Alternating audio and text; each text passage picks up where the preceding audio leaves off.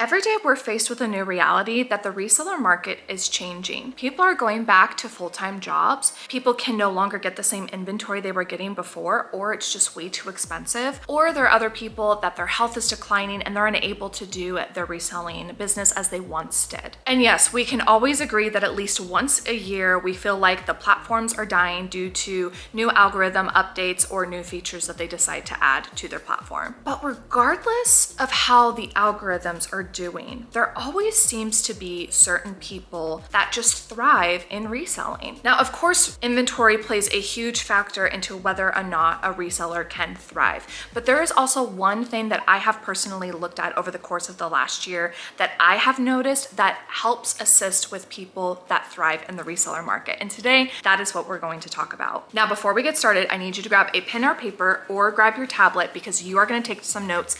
Ashley's bringing you back to school. So you may have heard the term before, whether you've been in any sort of reseller conferences or watched other people's YouTube videos, that you need to have a niche storefront. Or you may have heard of people saying before, selling a specific category only in your storefront. Basically, all this is saying is have a personal brand. And I wanted to go to a couple social media accounts just to give you an idea of really how important it is to have a personal brand, whether you are on Instagram, YouTube, TikTok. So these were people that came to mind for me. I'm gonna say the influencer, and I'm gonna also say what stands out to me when I think about their personal brand. But I'm curious, put in the comments below when I say some of these influencers, what other things come to mind. The first one is Harry Tornado. Before I can even get it up, I think of flea markets, I think of the Goodwill outlet, and I think that he sells live on Whatnot. And if we go into his account, it's a flea market, vendor booth, which is flea market, bins. I think I'm pretty good on what his personal brand is. Next couple that I think of is Rally Roots. And Rally Roots, I immediately think of eBay. I think of vintage tees, nostalgic items, sneakers, because I did see that they were selling some of that on Whatnot, and they also now sell on Whatnot. So eBay and Whatnot. And yes, first thing that pops up is eBay. Yeah, they're shopping. They shop at like Goodwills. I would even say formerly it was a lot of yard sales, but I know they do a lot more deals now, and that's where I was thinking of like their vintage tees. But eBay is still across the board. eBay and Goodwill are the common things you will find. Next influencer I think of is Hustle at Home Mom. Ashley lives in Salt Lake. She loves her yard selling. She's done a lot more with bins lately. I think she does still sell on Whatnot, but I know she loves selling and prefers to sell on eBay. So here's a Goodwill outlet. Here's a garage sale. I nailed it.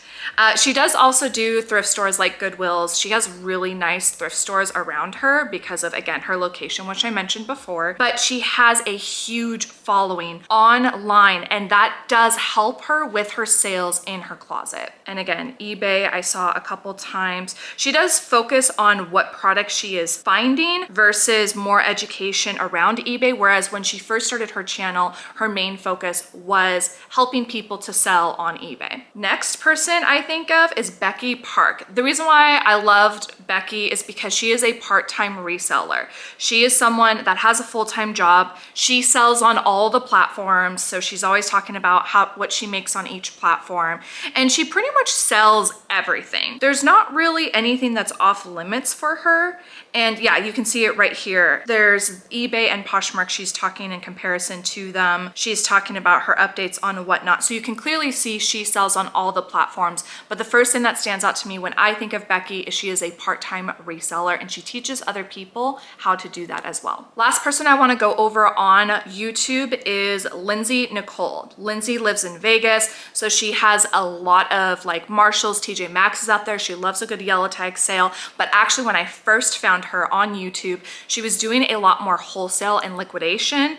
And when I scroll down, I thought I saw it earlier, she does have some Goodwill like Thrift With Me's, which those are new from what she used to have as her brand. But you've got an Everlane mystery box right here, Battle of the Boxes, which one's gonna sell faster. So again, we're thinking of wholesale boxes of inventory being sent to your doorstep. She's always been really good at that. And the other thing I think of when I think of Lindsay Nicole is she sells on Poshmark and she models a lot of her items. Now let's go to Instagram, because I think it's a little bit of a different market, but it still is super important when we think about personal brand. The first person that immediately came to my mind when I was thinking about people who have done this successfully successfully on Instagram is ZK Styles. And even though she has 17,000 followers, check out her Reels views. 22,000. She had some low ones, 66,000, 48,000, 24,000, 77,000, 57,000, 199,000. What is she doing in all of those? She is promoting the theme of her Whatnot sale coming up. She's a Whatnot seller. She lives in Texas. She has a lot of accessibility surrounding her, but she's also been able to work with some really cool wholesalers and liquidators, and she gets a ton of inventory, but she's always theming her shows, and she shows that in how she promotes them on her Instagram, which guides her traffic to her Whatnot shows. Couple of others, I love Grateful Posher, and the reason why I love her is she is a neutral queen. We were talking about this at PoshFest too, and she was talking about how she'll even just have like a bodysuit on that is from Amazon, and someone's like, oh, are you selling that? And she's like, no, but here's my Amazon link to my storefront. And then she gets affiliate commissions with that, but her brand is exactly what it says at the front: new and thrifted, everyday neutral outfits. She does play into the lifestyle, gratitude. She lives in Vegas, so she does have that in her bio, but everyone knows her, at least anyone who follows her for a long period of time can see that she is a neutrals girly, and that is what a majority of her closet entails. Next person I think of is Carrie's Fashion, and the reason, oh, I forgot to mention for Grateful Posher,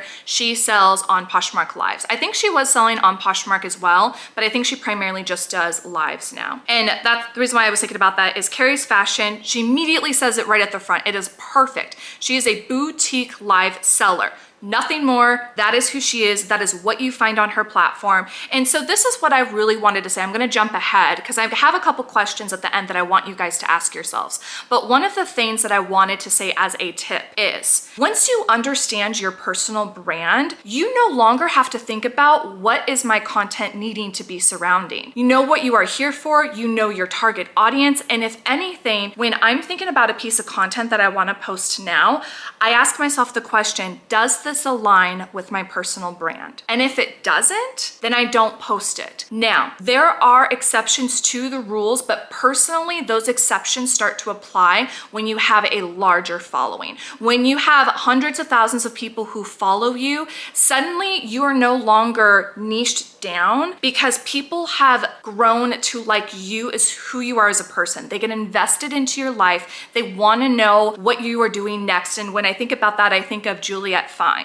She got her big breaks with doing palettes in New York and showing whether they were like profitable or flops, and those videos skyrocketed on TikTok. She's been able to have that audience sprinkle into her YouTube and her Instagram primarily because, again, it's the wow factor. Like a huge palette, oh my gosh, what's going to be in this Amazon return thing? But she just recently underwent a surgery and she's sharing that process on her Instagram, I believe, also on her TikTok. But people love her for who she is. So it doesn't matter what she's talking about now, like people are so invested into it. That's the power of a personal brand. When you can really focus in, get buy-in from your audience, then you can branch out and talk more about other things. If you go broad at the beginning, it's really hard for someone to be interested in your daily life when they don't know who you are as a person or what value you've been able to bring them so far. A couple of other people I wanted to bring up really quick. Moms and Crumbs, she really took off on Whatnot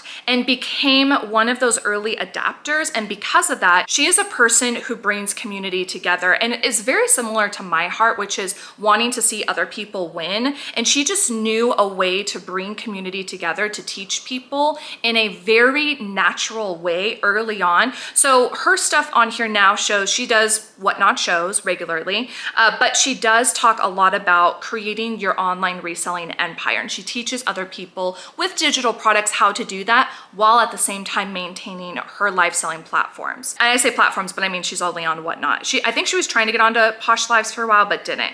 And if you notice, almost every video you see is either her live or a truckload coming in of other palettes because she is is a pallet seller. Do you see what I mean? That it is just very clean and you know exactly who this person is based on their bio on Instagram and based on the content that they are posting. Last person we'll go over and then I am done is Caitlin. And the reason why I wanted to bring up Caitlin is because she is a teenage, she has it here, a teen CEO. I think she's 18 now, but she does a lot of pallet sales as well. She sells on Whatnot. And again, it's a major wow factor on Instagram. I don't know if she's on TikTok, but if she was, I think she'd probably have a lot of followers there as well. Everything, as you can see in these, it's all the packages that are to the brim in her car. It's the holding all of the labels showing how many orders that just shipped. It's the inventory that's stacked everywhere. It is very messy, but it's a wow factor and it causes people to go,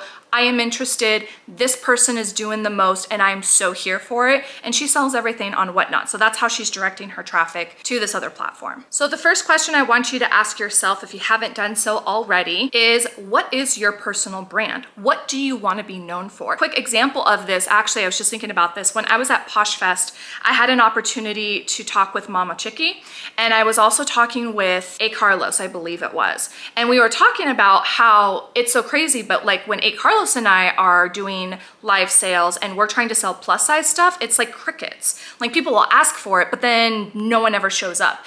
And Mama Chicky was like, that's so funny because my business is literally plus size and my stuff sells like bank. And we're like, yeah, we see that and we try that and it doesn't work. It's because that is not our target audience. That is just a really quick, clean example to show you guys, don't just pick up all the things, primarily if you are a live seller, don't just pick up all the things thinking that it's going to sell. You want to make sure it is geared towards your target audience and your personal brand. And the next question is, how are you directing your traffic to your platform? There are so many ways to not only automate your business nowadays, but also direct people to these different platforms. And I learned about it because over the past year, honestly, I put myself back through school. To be honest, kind of went through an identity crisis on my social medias, and I wanted to figure out, how does Ashley want to show up online? And you probably, if you're on my Instagram, really got to see it the most.